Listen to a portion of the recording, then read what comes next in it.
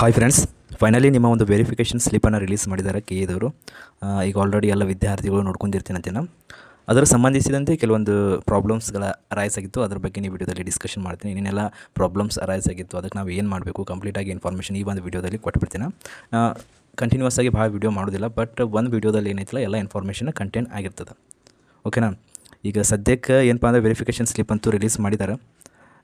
ಎಲ್ಲರಿಗೂ ವಿದ್ಯಾರ್ಥಿಗಳಿಗೆ ಕರೆಕ್ಟ್ ಬಂದಿದೆ ಅಂದ್ಕೊಂಡಿರ್ತೀನಿ.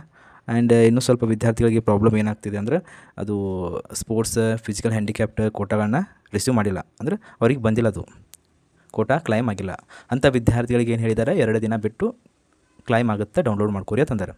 ಆ್ಯಂಡ್ ಇನ್ನೂ ಸ್ವಲ್ಪ ವಿದ್ಯಾರ್ಥಿಗಳಿಗೆ ಏನು ಬಂದಿದೆ, candidates is not 7 years study not verified either through SATS, ಅಂದರೆ 7 ಇಯರ್ಸ್ ಏನು ಸ್ಟಡಿ ಸರ್ಟಿಫಿಕೇಟ್ ಐತಿಲ್ಲ ಅದು ವೆರಿಫೈ ಆಗಿಲ್ಲ. ಅದು ಸ್ಯಾಟ್ದಿಂದ ಆಗಲಿ ಕಾಲೇಜ್ಗೆ ಹೋಗ್ರಿ ಆಗಲಿ ಅಥವಾ ಸ್ಲಾಟ್ ಬುಕ್ ಮಾಡಿ ವೆರಿಫೈ ಮಾಡ್ಕೊಂಡಿದ್ದು ಅವಾಗೂ ಅವರು ವೆರಿಫೈ ಮಾಡ್ಕೊಂಡಿಲ್ಲ. ಹಾಗಾಗಿ ನಿಮ್ಮ ವೆರಿಫಿಕೇಷನ್ ಸ್ಲಿಪ್ಪನ್ನು ಡೌನ್ಲೋಡ್ ಮಾಡೋಕ್ಕೆ ಆಗೋದಿಲ್ಲ ಅಂತ ಹೇಳಿದ್ದಾರೆ.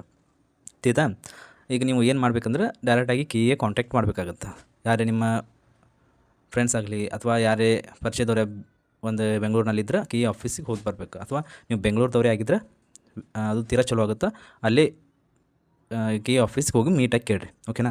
ಆ್ಯಂಡ್ ಕೆ ಎ ಕಾಂಟ್ಯಾಕ್ಟ್ ಮಾಡೋಕ್ಕೆ ಟ್ರೈ ಮಾಡಿರಿ. ಅದು ಪ್ರೋಗ್ರಾಮ್ಸ್ ಅದು ನಡೆಸ್ತಿರ್ತಾರೆ, ಅದಕ್ಕೂ ಅಟೆಂಡ್ ಆಗೋಕ್ಕೆ ಟ್ರೈ ಮಾಡಿರಿ. ಕೆ ಎ ಅಫಿಷಿಯಲ್ ಒಂದು ಯೂಟ್ಯೂಬ್ ಚಾನಲ್ನೂ ಐತಿ, ಅದಕ್ಕೂ ಜಾಯ್ನ್ ಆಗ್ಬೋದು.